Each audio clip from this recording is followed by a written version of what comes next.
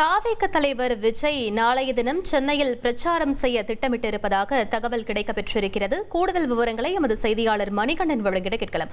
மணிகண்டன், சென்னையில எந்த பகுதியில தாவேக தலைவர் விஜய் பிரச்சாரம் செய்ய இருக்காரு? முழு விவரங்களை பதிவு பண்ணுங்க.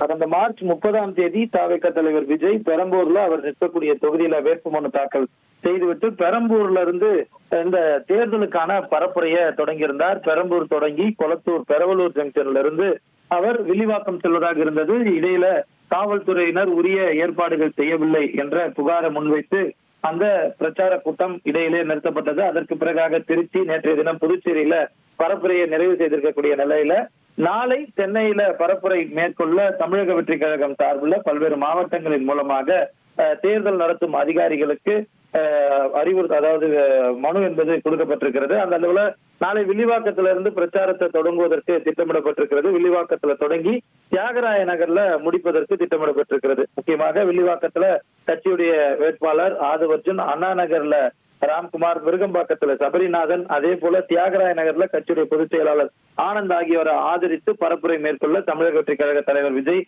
பயண திட்டம் வகுக்கப்பட்டிருக்கிறது. அதற்கான அனுமதி கேட்டு விண்ணப்பிக்கப்பட்டிருக்கிறது. 48 மணி நேரத்திற்கு முன்பாக அனுமதி கேட்க வேண்டும் என்ற அடிப்படையில நேற்றைய தினமே இந்த 4 மாவட்டங்களை சேர்ந்த மாவட்ட நிர்வாகிகளும் அனுமதி கேட்டிருக்கின்றனர். இன்று இரவுக்குள்ளாக அனுமதி குறித்த விளக்கத்தை அதாவது தேர்தல் நடத்தும் அதிகாரி தெரிவிக்க வேண்டும். அந்த அடிப்படையில அனுமதி கிடைத்தால் நாளைய தினம் சென்னையில 4 தொகுதிகளில் தமிழக வெற்றி கழக தலைவர் விஜய் பரப்புரை மேற்கொள்ள இருக்கிறார். இடையில ரோட் ஷோ நடத்துவதற்கும் திட்டம் இருப்பதாகவும் தமிழக வெற்றி கழக நிர்வாகிகள் சார்பில் தெரிவிக்கப்பட்டிருக்கிறது.